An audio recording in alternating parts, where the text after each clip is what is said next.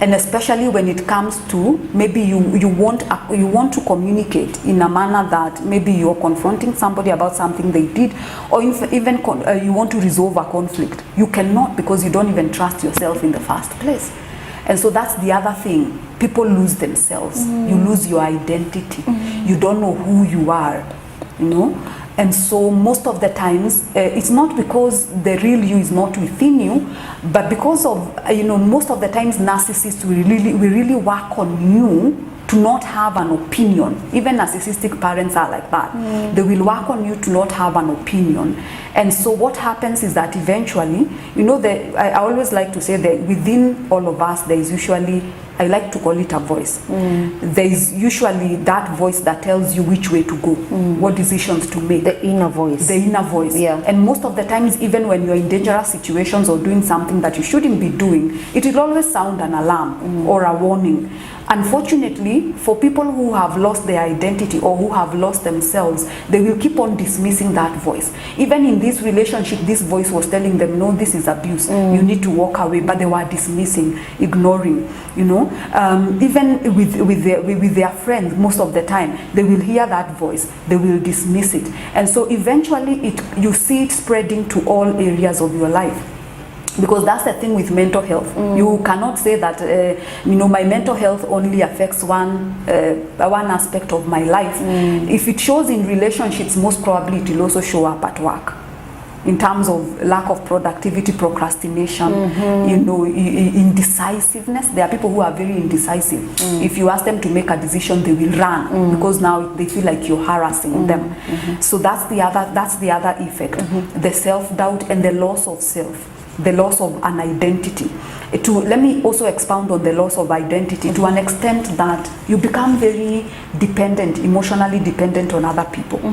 And most of the times you will find that someone who's coming from a narcissistic relationship has gotten used to the other person defining them, telling them what they are and what they are not. You know, because that's how narcissists work. They want to keep you hooked, you know, so they will tell you things like you're nothing without me. Oh yeah, you can't do this because you need my help. Exactly. If you leave, where will you go? Who do you think will take you? You know? You're not even beautiful. You're not worth it. Exactly. You see, they are doing that because they need you to be in a place where you are totally dependent on them, so that you can't go anywhere. And so they have found their victim, so they can continue feeding. Wow. You see? Yeah. So this person eventually will find themselves in a situation where they are so confused. And so how they know how to relate with other people, even beyond the narcissistic relationship. And if I may use even an example of parenting, most people with narcissistic parents will become very emotionally dependent even on other people in their lives. That's why you see people with a history of disastrous relationships. Oh, yeah. Most of the times it starts from their upbringing. How you are brought up by your parents. Exactly. If one of your parents was narcissistic in any way, you're likely to also seek out such relationships because that's the comfort you know. But the other reason why you will seek out such relationships is that now you grow to be very emotionally dependent. Like another person has to keep on validating you, telling you you're beautiful, telling you you're capable of this. And unless they do that, you cannot move. You cannot make decisions for your own sake. And you know that is so bad, I can imagine. Exactly. So they tend to get into relationships where the other person decides for them what is good for them. So if the other person decides, maybe it's in a marriage and they decide I'm marrying a second wife, you're just there, you're not okay. Move. You're waiting for the day, or they have decided they're having other partners. You are just there. You're waiting for the day now they will have mercy on you. A narcissist has no mercy. That's the other characteristic. They lack empathy. So you are just seated there waiting for the day that they now empathize with you and see how you are suffering and come back. They won't. And they will never. They will never. In fact, they enjoy the pain. I remember there's even a client who once, told me that she was being abused, and then when she tried to now make the other person see sense, the other person, they were like, it wouldn't. I mean, what was it was someone who, in fact, it wasn't even a client. Someone was being cheated on. And then this guy would not even hide what he was doing. And so at some point, she asked him, how come, why is it that you want to like make me know what you're doing? Like you're not even hiding. You know, and he asked her, where will the fun be? What? Yeah. So he will, that person will just make sure he or she frustrates you. Exactly. How fun will it be unless you know?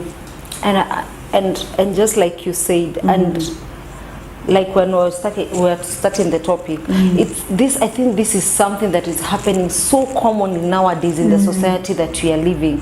Not only the young generation, even most of us are in marriages and they cannot define the person they are married to. And I'm so happy because by the time someone is watching this video, they will come to understand what kind of the person they are and how to deal with the person they are with. And I know most of them will want to even come for counseling, because I know by the time you make a decision to move out and just be on your own, it's not an easy thing. It has to, you have to have the will. And I know most of my viewers are also, people will want to know where can we find a place that we can be counseled. And just before we wind up, because I know this topic is very long, and I'm sure we'll come for more and more and more. And just before we wind up, I want to give you an opportunity as you wind up a bit about narcissists. Just tell us more about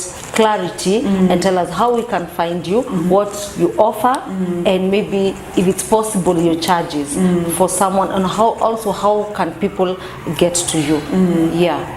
So Clarity Counseling and Training Center is a counseling center and a training center, just as the name reads. We are located at CBD, Utalii House, 3rd floor. And so Clarity has 3 areas of business. We focus on counseling, we do consulting, and we also do training. So when it comes to counseling, we basically see people when they have relationship issues. So that means we have couple counseling, we have marriage and family counseling. We also do individual counseling. So if you have a problem that you've been struggling with by yourself, then you can come and see us for that. And we also do group counseling as well. So in group counseling, we basically counsel people who are struggling with similar issues. So we form groups, some of which are support groups, some of which are therapy groups. For example, we have groups for loss, we have groups for people who are survivors of rape, we have groups for people who are survivors of gender-based violence. And then in training, we also train quite a number of courses. So our training is very closely linked to consultancy. Because when it comes to consultancy, we do training as well. We train corporates, we also do train individuals. And we also offer what we call employee assistance programs. So in employee assistance programs, it's where we come to your workplace and then we design or tailor make a program for you that includes counseling and includes training, sometimes even mentorship. So they are basically things that are, and even assessment, they are meant to help you to understand yourself in the context of not only work, but even how you function as an individual. So our consulting arm covers those areas. So under consulting, we also outsource counselors. So if you are an employer and you're looking to have your employees' mental health taken care of, we outsource counselors. So that means they remain our employees because there is of course the need to separate counselors from the people who are working under your umbrella. They remain our employees, but then they can come and see your employees right there at your workplace. You just need to provide room for them. And then now the training arm, we provide a number of short courses, some of which are tailor-made. We actually do this on a monthly basis. So every month we have courses running, about 2 courses running. We as well tailor-make programs for people, especially in corporate settings or even groups of people. Like if you have a chama and you would want a training, maybe you want to cover issues to do with mental health. So for those ladies, you have those chamas, you can invite us and then we can come for a needs assessment for us to understand what are some of the areas that you would want us to cover or the needs needs that that group has, and then we can go ahead and tailor make a course for you. So we also collaborate with various institutions where we offer certificate courses and diploma courses under the umbrella of those institutions. Yeah, and basically that's what we do.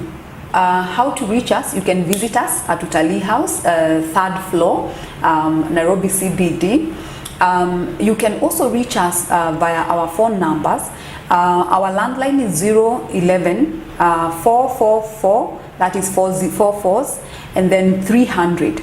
Our second landline is 011 4444, that is 44s, and then 299. You can also reach me on my personal line, 0724 590 395. Now let's talk about if someone is outside the country, the diaspora people, how will they find you?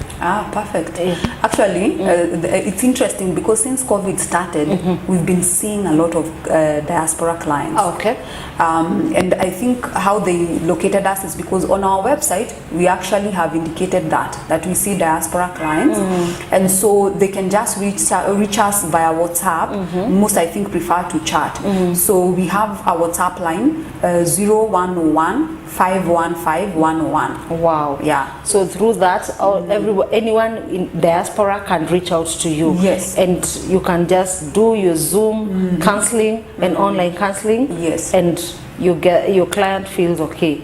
Wow, thank you so much. I didn't know that. I was actually asking randomly because I know we might get messages from diaspora people and maybe they're not able to come and there's something killing them there and they need someone to talk it out. Yeah. Oh, I'm so happy that even diaspora people, they don't feel obligated, they can still find you. Do you like offer any courses for diaspora people?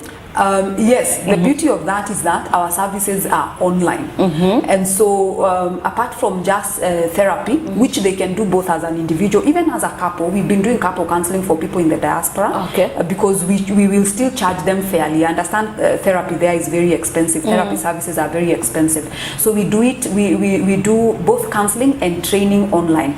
Most of our courses that run on a monthly basis are actually virtual. And the good thing is that they are geared to help people to become more self-aware and to even improve their functioning and their mental health. So anyone can basically be able to attend. I mean, why struggle when you can actually access, either a training program or you can access therapy online. Okay. Oh, that's nice. Thank you so much for your time. I feel very honored because we have tackled a topic that really a lot of people are suffering from, and I'm sure by the end of this video a lot of people will have learned. And to you, my viewer, I want to say a big thank you so much for always creating time to consume our content and always subscribing, commenting and sharing. Thank you so much. Continue doing the same. I don't take this for granted. Until next time, shalom and God bless.